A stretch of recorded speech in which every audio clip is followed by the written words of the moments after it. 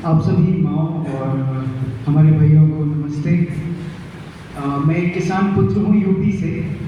तो जैसे कि मैंने 16 नवंबर 2022 को अपनी साइकिल यात्रा शुरू करी थी और मुझे मेरे पिताजी ने बाहर पढ़ने भेज दिया था। कलकत्ता में इंग्लिश लिटरेचर पढ़ने भेज दिया था और उनका सपना था कि मैं आईएएस या फिर सरकारी नौकरी करके और कहीं सेटल हो जाऊँ।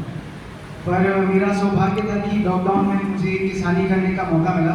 मेरे पिताजी को पैरालिसिस हो गया था, तो कारण वही था कि हमारे यूपी में बुंदेलखंड में हम जब किसानी करते हैं तो बहुत ज़्यादा केमिकल का प्रयोग करते हैं, बहुत ही ज़्यादा, और ट्रैक्टर का इस्तेमाल करते हैं। पूरा हर वक्त खेती एक साथ पानी भर देते हैं, तो हमारे खेत बहुत कड़क हो चुके हैं और जो भोजन हम उसमें उगा रहे हैं उसमें बिल्कुल भी पोषण नहीं है। तो जब मुझे पता चला कि ऐसी सिचुएशन है, तो मैंने अपने पिताजी से एक सवाल किया कि पिताजी आप मुझे किसानी क्यों नहीं करने देना चाहते।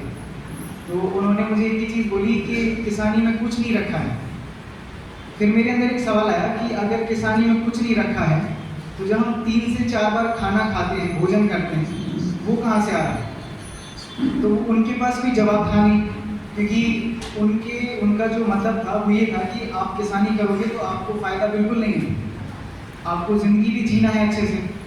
तो हमने बोला पिताजी अगर आप हम सभी बच्चों को, किसान के बच्चे अगर बाहर चले गए पढ़ने, आपकी जनरेशन के बाद, आपकी पीढ़ी के बाद हम ही को किसानी करनी है, तो किसानी करने आएगा कौन जब हम सभी लोग बाहर नौकरी कर रहे होंगे। तो माँ, बचपन से मैं शहर में रहा हूँ, मैंने कभी किसानी नहीं करी। लॉकडाउन में मौका मिला, 6 से 7 महीने मैंने किसानी करी। तपती धूप में 40 डिग्री में मैंने किसानी की, तो मुझे समझ में आ गया कि किसान मेहनत कितनी करते हैं और उनको फ़ायदा बोला जाए या फिर उत्पादन बोला जाए बहुत कम मिलता है। तो मैंने सोचा कि मैं तो एक खेडूत परिवार से हूँ, खेडूत का बच्चा हूँ, अब मुझे किसानी तो करनी आती नहीं है, अब मैं सीखूंगा कहाँ। मन में बहुत सारे सवाल थे। अब बुजुर्गों के पास हम गए, क्योंकि हम तो बुजुर्गों से बात ही करेंगे, क्योंकि पिताजी ने तो मना कर दिया था कि किसानी में कुछ नहीं रखा है। बुजुर्गों के पास जब हम गए तो उन्होंने भी हमें यही बोला कि तुम पढ़ाई लिखाई करो, किसानी में कुछ नहीं रखा। तो हमारे सारे रास्ते बंद हो चुके थे कि हमें किसानों की मदद करनी थी। अब रास्ते सारे बंद हैं, मैं क्या करूं। तो मेरे पास एक ही ऑप्शन था कि सरकारी नौकरी करके एक पद हासिल करूं जिस पद पे सब लोग मेरी बात सुने। तो हम गांव के बच्चों को एक ही चीज़ दिखती है, आईएएस अधिकारी। तो हमने कहा चलो यूपीएससी की तैयारी करेंगे। तो हम कलकत्ता चले गए। जब कलकत्ता पहुंचे तो लॉकडाउन खत्म होने के बाद 2022 21 मार्च में माटी बचाओ अभियान शुरू हुआ। पहले तो हमने खेत में ही देखा था कि माटी के साथ हो क्या रहा है, पर वहाँ पे साइंटिस्ट लोगों को सुना, जो एग्रीकल्चर ऑफिसर है उनको सुना, जो रिसर्च करके पूरा सब कुछ बता रहे थे। तो उनको जब सुना तो उन्होंने एक चीज़ बोली कि 2050 तक की माटी हमारे पास है, उसके बाद माटी में भोजन हम नहीं उगा पाएंगे। तो मैं तो शॉक हो गया था कि अगर भोजन ही नहीं उगा पाएंगे तो हम खाएंगे क्या, हेल्दी फूड नहीं होगा तो हमारी ज़िंदगी कैसे चलेगी। माटी स्वस्थ नहीं रहेगी तो स्वस्थ भोजन नहीं होगा। तो सदगुरु करके व्यक्ति हैं, उन्होंने 30,000 किलोमीटर पूरी दुनिया में बाइक से घूमेंगे 100 दिन में, और कई सारे लीडर्स को माटी के ऊपर बात करने पे मजबूर किया है। तो मुझे एक रास्ता मिल गया था, एक बहाना मिल गया था माटी के लिए काम करने का। तो फिर मैं बिना किसी को बताए अपनी साइकिल लेकर निकल गया घर से, क्योंकि घर वालों को बताते तो वो नहीं जाने देते। 16 नवंबर 2022 को हमने यात्रा शुरू की, जगह जगह जाकर के किसानों से बात की, देखा। गुजरात मेरा 19वां राज्य है और कई सारे राज्यों में जाके हमने खेती देखी, लेकिन मुझे गुजरात जैसी खेती कहीं देखने को नहीं मिली। तमिलनाडु में अच्छी खेती थी और नॉर्थ ईस्ट तो पूरा आपका ऑर्गेनिक है, लेकिन जैसे ही मैं गुजरात में एंटर हुआ पालनपुर से, तो वहाँ पे आत्मा प्रोजेक्ट अपना बनास डेयरी का था वहाँ पे। और फिर उसके बाद जैसे ही हम आगे आए गांधीनगर, आपका अहमदाबाद और सुरेंद्रनगर, तब वहाँ पर मुझे आत्मा प्रोजेक्ट के बारे में पता चला।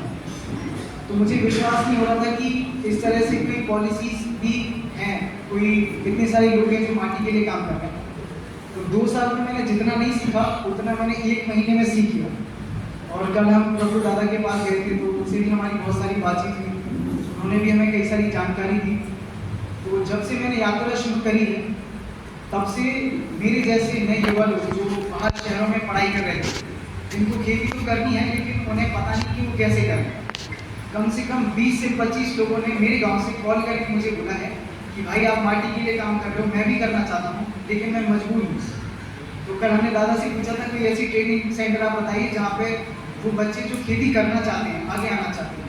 तो दादा से इन्फॉर्मेशन मुझे मिली है और मैं तो आत्मा प्रोजेक्ट से जुड़ चुका हूँ और मैं आप सभी से रिक्वेस्ट यही करूँगा कि हम सभी को माटी को बचाना है, क्योंकि माटी ही भविष्य है। और अगर हम माटी को ठीक कर पाएंगे तो हमारी जो आगे आने वाली जो जनरेशन है, जो पीढ़ी है, वो स्वस्थ जीवन जी पाएगी। क्योंकि अभी मैं तो स्कूल कॉलेजेस भी बहुत ज़्यादा बच्चों से बातचीत करते हैं, मुझे विश्वास नहीं हुआ, क्योंकि जब मैं स्कूल कॉलेज में था तो मुझे टेंशन नहीं होती थी, मुझे स्ट्रेस नहीं होता था, एंग्जाइटी नहीं होती थी, परेशानी नहीं होती थी। पर अभी की जो हमारी पीढ़ी है उसको इतनी ज़्यादा चिंता हो जाती है पढ़ाई को लेकर के, मतलब बहुत सारी ऐसी सिचुएशन उनके सामने आ जाती है जो वो देख नहीं पाते हैं। और ये सब हो रहा है उनको भोजन जो है वो अच्छा नहीं मिल पा, उसके कारण। पहले भी बच्चे होते थे, उनको तो कभी टेंशन नहीं होती थी। तो जितने भी साइंटिस्ट हैं वो यही बोलते हैं कि भोजन हमारे लिए बहुत महत्वपूर्ण है। तो इसके लिए मैं भी निकला हूँ और आप सभी से मेरी एक ही गुजारिश है कि हम सभी किसानों को एक होना पड़ेगा। हम जितने जल्दी एक होंगे उतने ही जल्दी हम अपनी माटी को ठीक कर पाएंगे। और आप सभी यहाँ पर आए, आपसे मिल करके मुझे आपको अपने बारे में बता करके बहुत अच्छा लग रहा है। और सर मैं आपको धन्यवाद देना चाहता हूँ, मुझे यहाँ पे अपॉर्चुनिटी दी। और मेरा एक ही मकसद है कि मेरे जैसे जो किसान परिवार के जो बच्चे हैं वो नौकरी ना करें और अपनी किसानी करें। तो ये मकसद लेके मैं निकला हूँ कि ज़्यादा से ज़्यादा लोगों को जागरूक कर पाऊँ और मेरी जनरेशन को मैं खेत पे लेकर आऊँ। यही मेरा अभियान है। बहुत बहुत धन्यवाद।